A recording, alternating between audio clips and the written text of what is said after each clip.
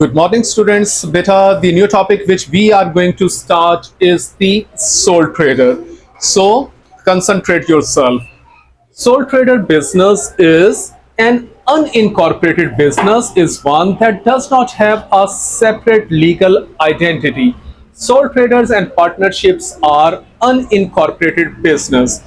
Unincorporated business stands for there is no separate legal identity between the business and the persons that are the owners. They are considered one and the same. So this is the meaning of the unincorporated business. Now the topic which we are going to read is the realities of being a sole trader.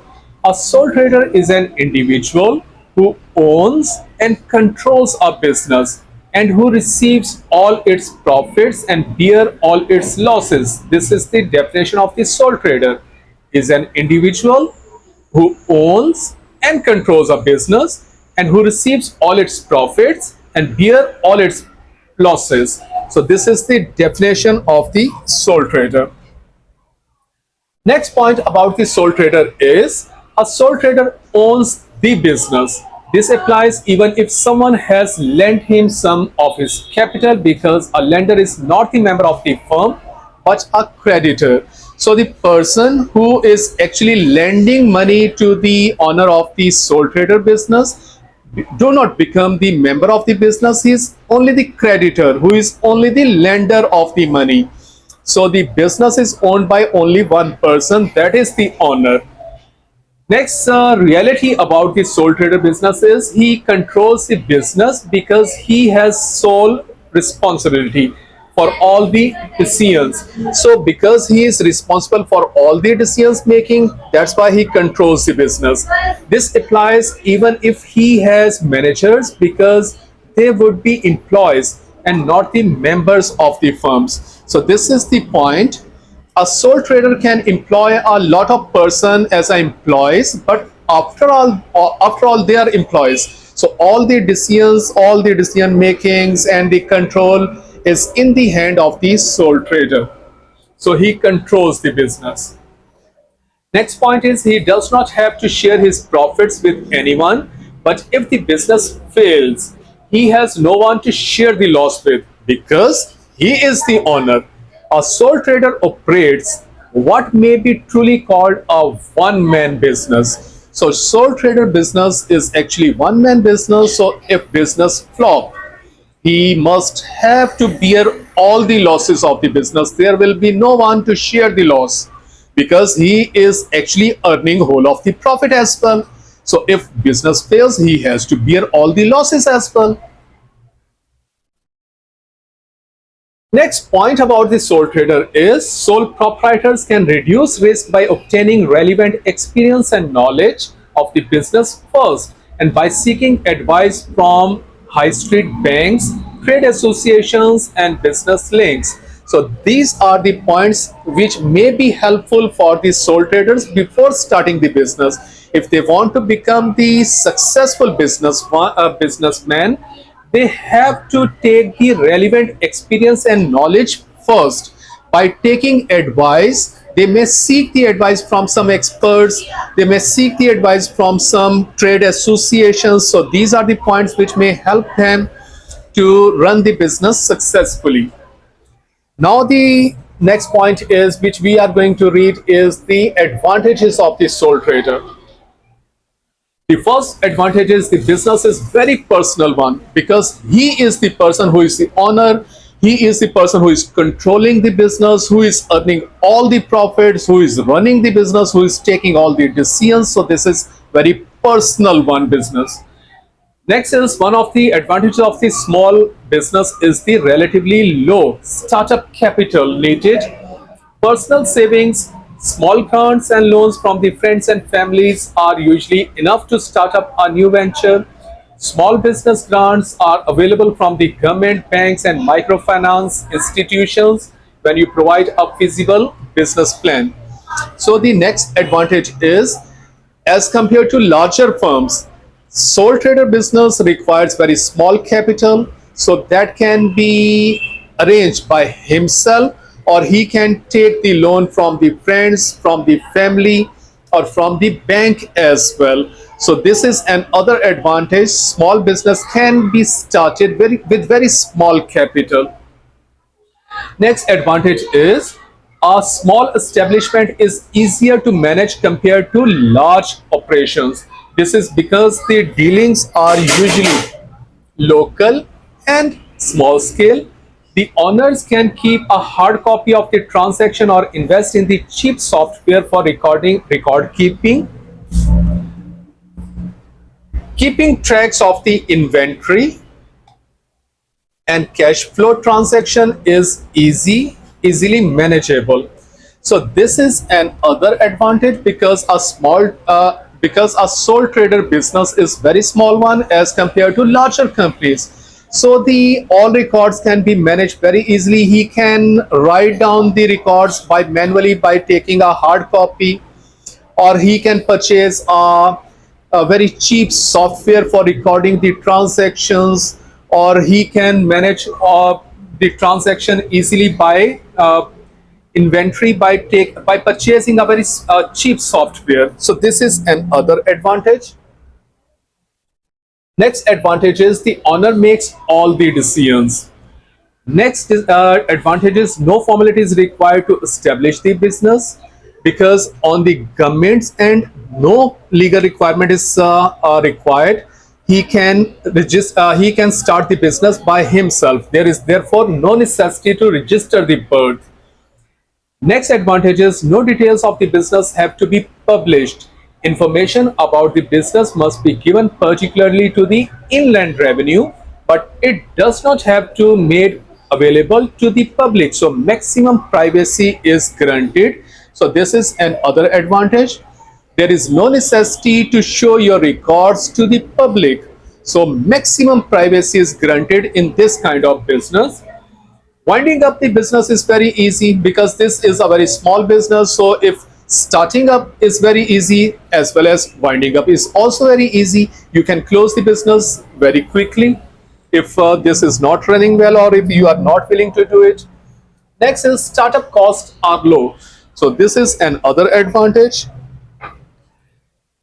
Sole trader keeps all the profits of the business, so this is another advantage. Next is the business is very flexible. If one product is not working well, it is much easier to switch to another product. So this is very important advantage, because this is a very small business, and if the person who is running the sole trader business, he is selling a commodity that is not working well, he can switch to another commodity very quickly because the business is very small one. Job satisfaction. Most of these sole traders obtain great job satisfaction. They really like what they are doing and gain pleasure when they succeed. So this is very important advantage. The owner is her own boss. He does not require to report to another person because he is the only one person who is running the business. They face very few strikes because there are very few employees working in the business, or maybe he is the only person who is running the business. So very few strikes will be there. Often a small business, sole traders can offer a more personal service with local roots and ties.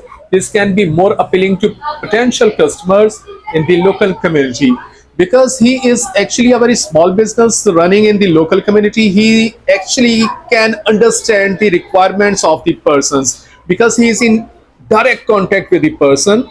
So there will be very close relationships, and he can understand the requirements of the person and can give them more proper goods according to the demand of the community. So this is another advantage. The point to remember is sole traders can still employ people to work for them. It's the ownership that limited to one person. So this is very an important point. A sole trader owner can employ a lot more people according to the demand of the, or according to the requirement of the business. But this is the ownership. He is actually the owner, because he is taking all the profit and he has to bear all the losses, but he can employ persons according to the requirement. Next topic is the disadvantages of the sole trader business. Number one disadvantage is the owner's liability is unlimited. If business failed, he could be made bankrupt.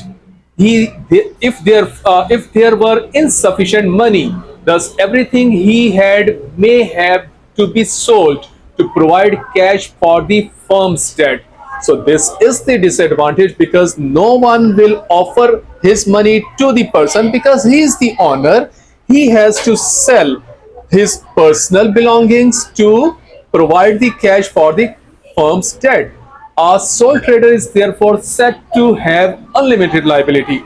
This is because the law says that the business and its owners are one and the same, that the sole trader has no separate legal entity.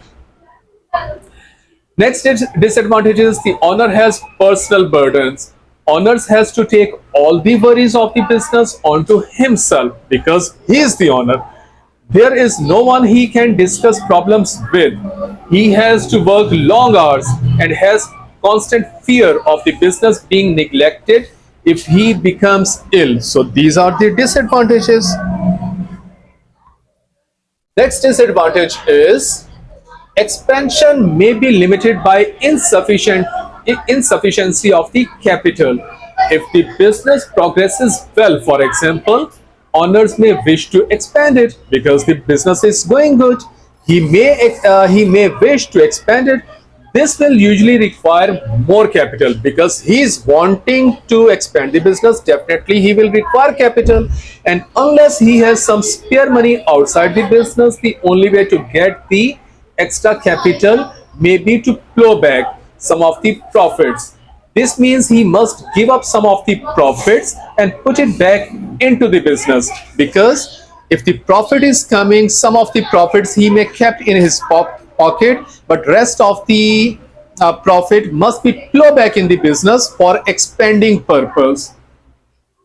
He may be able to borrow the money, but this would mean spending some of the profit to pay the interest. Because this is another problem that may be faced by the sole trader. He may take loan from the bank, but if bank is lending him money, banks will charge the interest. So this is another problem for the sole trader. He has to pay the interest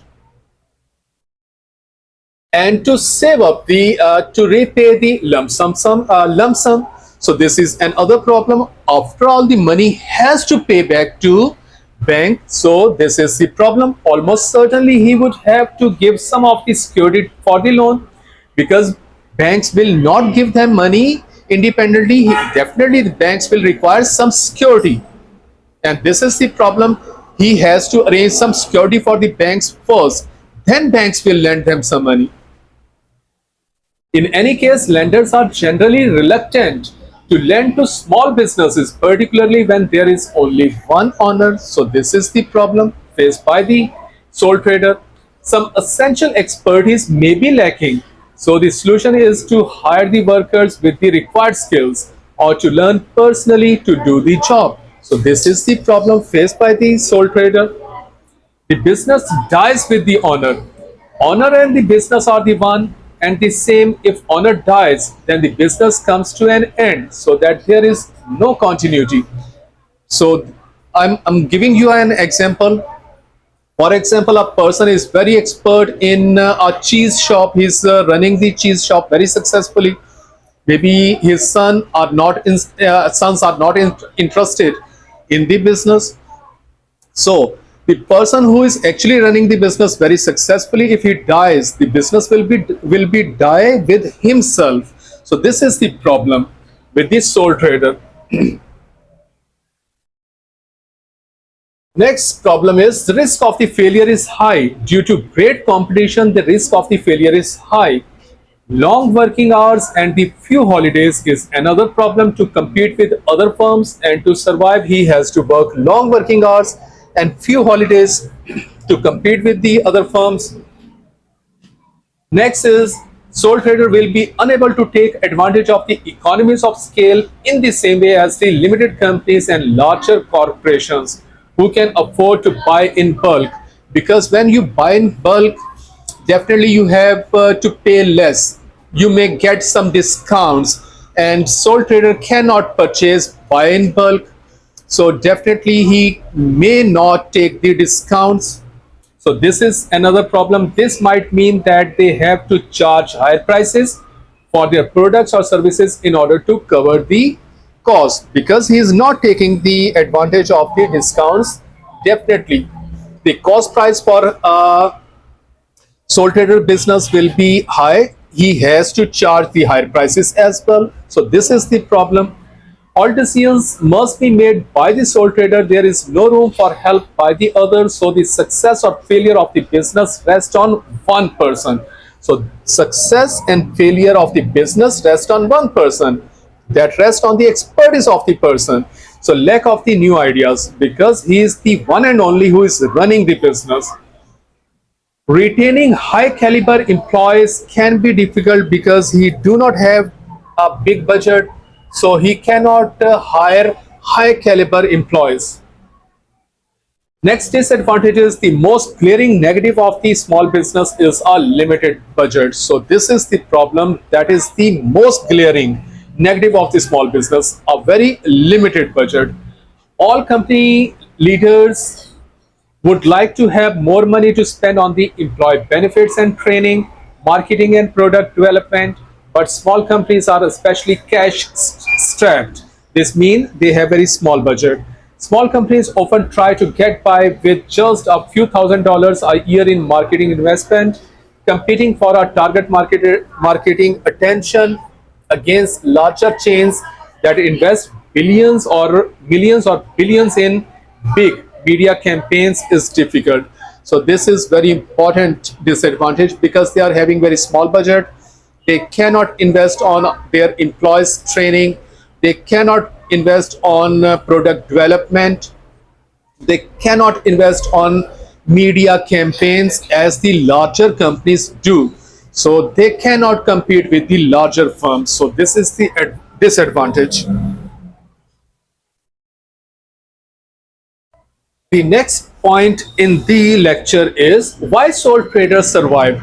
So if there are a lot of disadvantages, so the point which come in our minds is why there are some sole trader businesses and they are surviving. So there must be some points. So the points are going to be read. Attention yourself. Where personal services are provided, for example, plumbers and decorators. So this is the sector in which sole trader businesses are successful, where personal services are provided. For example, a person call a plumber and ask him to put a tap here and there and there. So personal services are required. So in this kind of sector, sole trader businesses are successful. Number two, where goods and services are provided for the local area. For example, a hairdresser has to be near its customer for convenience. So a hairdresser may be situated in a place where 4 or 5 streets are joined there. So that hairdresser may be successful in that area because he is actually providing very personal services to the nearby customers. Next is where luxury goods and services are provided for the local area. For example, jewelry and leather handbags are often made by small firms. Must allow for the very personal likes and dislikes for those for whom he does work. So this is another sector where sole trader businesses are successful. For example, a jeweler. Maybe customers go there and ask them, we want this kind of ornaments, we want this kind of ring, we want this kind of earrings. So this is the sector where sole trader businesses are very successful, because they are providing very personal services according to the demands of their customers. The amount of the trade may be small and the business may be very local. A small grocery shop, for example, grocery shop, may survive because it can offer an adequate service to the nearby community. So small grocery shop is very successful because they offer an adequate service to the nearby community. For example, bread, butter, eggs, grocery items. So This is the sector where sole trader businesses can survive. Next sector is where specialist engineering goods are provided. A car firm may go to a small engineering firm to provide with a special drill that is not available in the market. They go to the small engineering firm and ask them to make a special drill that will never be asked for again. So this is another sector where small businesses can survive. Next is sole trader ownership is suitable for who? So this is the next point, for whom sole trader businesses are suitable. So number one point is are setting up a new business. So sole trader business is suitable for those persons who are actually going to start a new business. So to start a new business as a sole trader is very easy to start up. Next is do not need much capital to get the business going. So this is another point that is actually helping those persons who are going to start a sole trader business, because very small startup capital is required. Next point is will be dealing mainly with public. So this is the point for whom sole trader business is suitable. For example, retailing or services like hairdressing, personal and direct contact between the customer and the owners is often very important for the success of the business. So this was the topic. Now we are going to read 2-3 questions about the topic. Number one is state 2 personal qualities that a sole trader should have. So now we are going to read the qualities that a person who is the owner of the sole trader must have. So the first quality is persistence, enthusiasm, ability to work hard, willingness to take risks, organizational skills, tolerance and patience, knowledge of the business. So these are the some qualities that a sole trader must have. Next point is, next question is, why would a cheese shop be an appropriate kind of the business for a sole proprietor? So the points are again the same which we are just read. First point is as it is easy to set up and there are no complicated legal requirements. So this is the first point that is helpful for a cheese shop as a sole trader business. Number two, it would be easy to run the shop alone without employees. Next is the amount of the capital required would not be too great. Next is it is very small business and provides goods and services to the local community. And next is personal services can be provided. So these are the points which are helping cheese shop to run as a sole trader business. Next is very important question. What is the maximum number of the people who can A part own and B part work in the sole trader business? So beta, remember one thing that is very important. This is very important question which normally comes in the paper. How many people can own a sole trader business? So remember, only one person can own the sole trader business. And next question is work in the sole trader business. So owner will be one, but he can employ as many people as he can, or as is the requirement of the business, as is the demand of the business. He can employ a lot more people, but ownership is for the one person. So this is the answer. Look here, ownership is for one person and work in the sole trader business is there is no legal maximum. So this is the answer. Thank you so much.